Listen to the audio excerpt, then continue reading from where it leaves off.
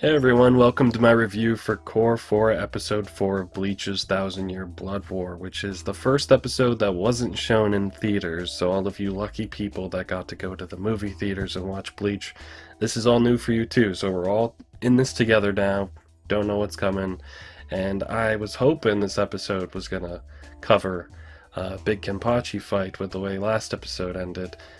I was right. I'm glad I wore my shirt, my jersey, to support my boy, because what an episode this was. Uh, a lot of hype moments, some of the biggest transformations as far as major characters in the series that happened back to back. I was very excited when I first read the manga to see this in particular be put into animation, to see the movement and to see the action really moving, the hype of all of this, and it didn't disappoint. It stuck very close to the manga. There weren't many additions, like at all, maybe a moment or two, a couple different angles, but for the most part, the fights in this episode stuck very true to the manga, which is good, because those were some great moments in the manga. Would I've liked to see even more? Absolutely, but I think, after these first few episodes, it's starting to become clear that we're not going to get, huge expansions on every fight. It seems it's mostly Uryu who's getting a lot of additions, and then everyone else is, a few moments here and there for the most part. But still, just seeing it brought to screen was amazing. And the Kenpachi stuff, we'll start with that. I have been obviously looking forward to seeing this. The main arc for Kenpachi that got set up super early in the manga was that this guy is so strong, but he has no relationship with his Zanpakuto, which, means he might not fully understand himself, he might not want to, he might never have tried to, and we learn eventually that he didn't really receive much training because they were scared of his power. It seems they told him that his Zanpakuto was, what did they say? It was permanently already, not sealed. So they kind of came up with that apparently to keep him limited and to have him not try to break that or go further. And he never really cared to. So we got a bit of that arc continuing earlier on in the Thousand Year Blood War when he discovered his Shikai, when he first heard his sword speak to him, as he started to maybe realize what was going on with his lieutenant. And in this episode, we do get confirmation that Yashiro was his Zanpakuto spirit, and she grants him more access to his power with Bankai. So we finally got Kenpachi's Bankai, which I love that design. It's pretty simple, he just kind of becomes red, he gets some horns, he looks like demonic. It's not that big of a change, which I actually like, because he's already so powerful and he's so already using so much power. I'm glad it's not a dramatic transformation. It just kind of subtly makes him more of what he is, like a bloodthirsty monster. So I like that. I think that's a really cool thing, and always has been. And they handled it well here. He was so fast.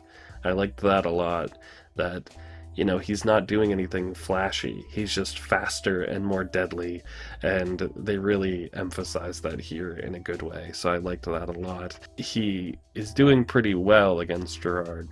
Gerard is a tough fighter, though, and it's difficult to hurt him in any permanent way because the miracle power keeps helping him, because the worse of a situation he's in, the better his power is, because the more he needs a miracle, then miracles happen.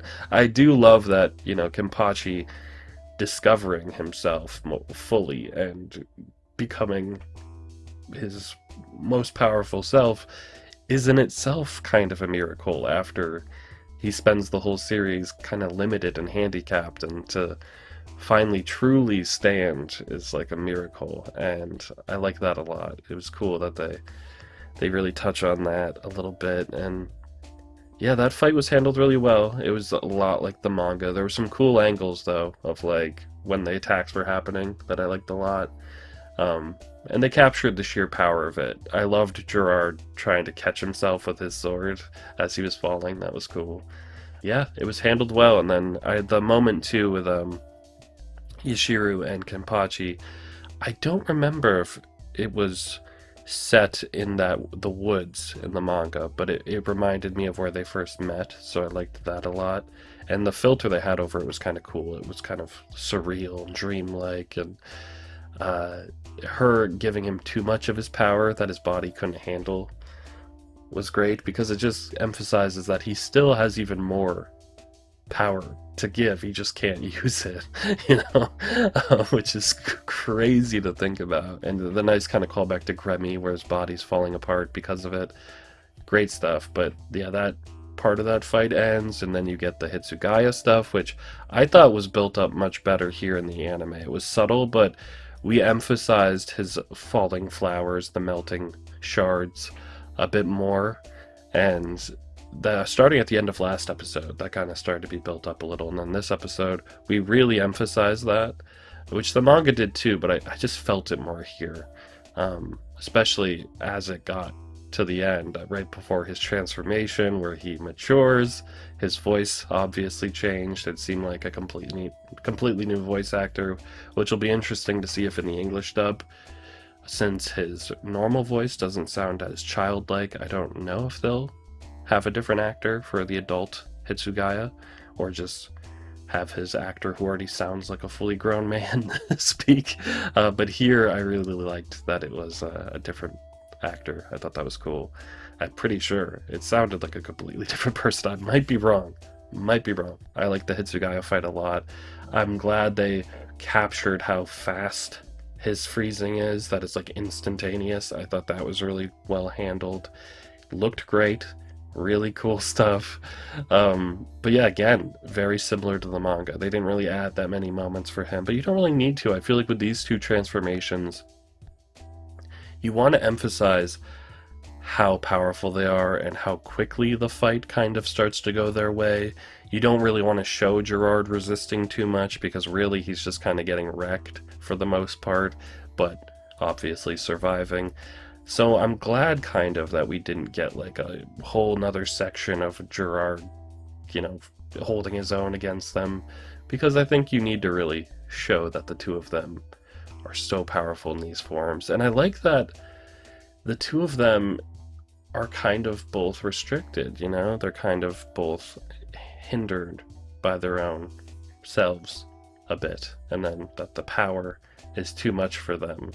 I think there's an interesting parallels you could draw between Hitsugaya and Kenpachi, and that's fascinating because they're two very, very different characters. But there is something there with the hidden power and their true selves, and I don't know, there's something fascinating there that I might think more about at some point. But yeah, and then Byakuya's big attack moment was pretty cool. Again, did no additions, just that was his big contribution in the manga as well. Not nearly as dramatic as Kenpachi and Hitsugaya's, which is, I complained in the analysis.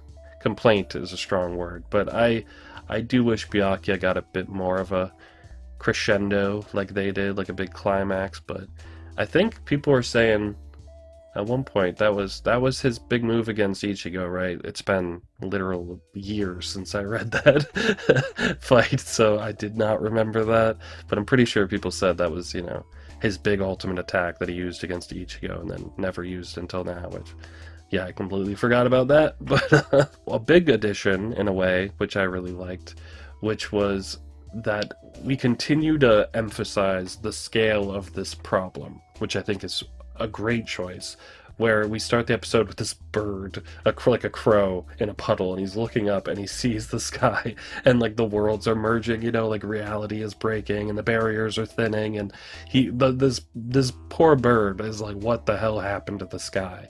And we see Ukitake is still getting, Mimi Hagi's pouring out of him, which is the huge difference from the manga, where he's already passed out and dragged away at this point. And that's a big change, because obviously Mimi Hagi is already absorbed by Yuabaha at this point. And we've talked about before that I think they're trying to really use Ukitake, prolong his holding reality together to help build drama. And that seems like what they're doing. So like, oh, Ukitake can't hold on much longer. And it is really helping make all of that more dramatic.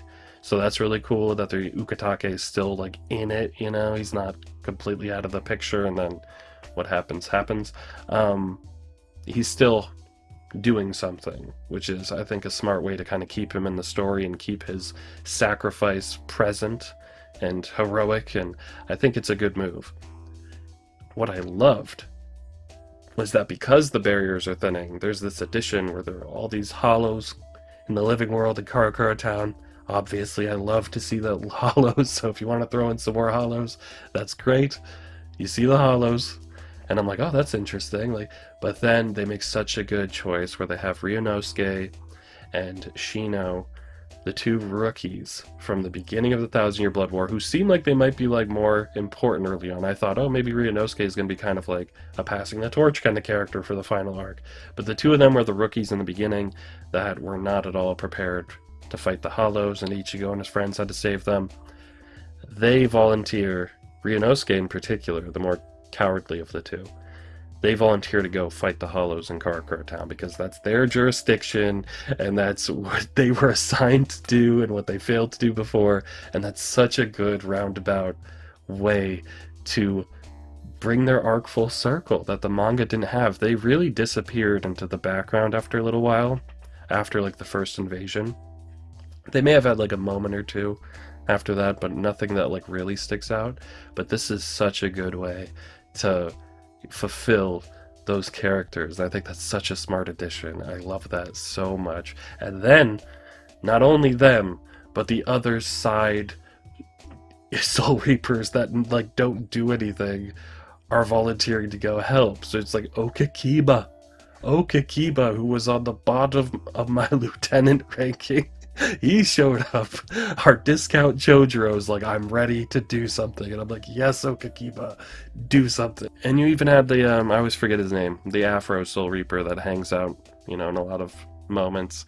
Yeah, it was great. It was a great addition. I think it's such a smart way to make this feel even bigger, but to give these smaller characters something to do. So I like this addition a lot, that the scale of everything, the worlds combining and destroying each other, all of that is great. It's great. And making Ukitake still relevant, making those smaller Soul Reaper characters relevant, even if we don't see it. Like, I'm fine if we don't even see them fight the Hollows, but to know that they're contributing just makes everything more epic and awesome and fulfilling, and it was great. It was a great addition. One of the best additions they've made in this series so far, so loved that. And we ended the episode with the Horn of Salvation, which was great. Not many changes, but they really, you know, it was that great moment of Orihime seeing Ichigo in that way and being nervous that he was still the Horned Hollow, you know, that he was in Wako Mundo, and he says, hey, it's me. Great moment. Loved it in the manga. Thought they did a good job carrying it here. You had number 1 playing. It just built up to the Grand Rey Sero, which was so cool looking. Hulu was still giving me trouble, which was annoying, but that whole last section was pretty cool. I just wish Hulu wasn't freaked out by early credits, because then it's all discombobulated. But I really liked that ending. I thought it was a cool way to build up for next episode, where I'm sure we're going to get more of that fight. But as for this episode, loved it. Kenpachi was great. Hitsugaya was great. That moment with Byakuya and Hitsugaya is a great moment. It's like the big emotional moment for Byakuya is that the guy who used to prevent you from trying to save your friends is now like, hey, we'll be okay, go save your friends. Like, I thought that was amazing in both the manga and the anime. Big moment for him. That whole section of it was great, but I loved the addition with the rookies. So good, so unexpected, but so smart. Loved it. That'll be it for this episode. Really great episode. My boy. So I'm excited because next episode is probably going to be more Horn of Salvation stuff, and that should be good. Alright, that was episode 4 of Cour 4. Thanks for being here, guys. If you want to see my reaction, it's on Patreon. It'll be up at this point, so you can go over there right now if you want. It was a lot of fun to watch, and I am excited to see what's next. So, thanks for being here. Please comment, like, subscribe. I'll see you all soon. Take care. Bye.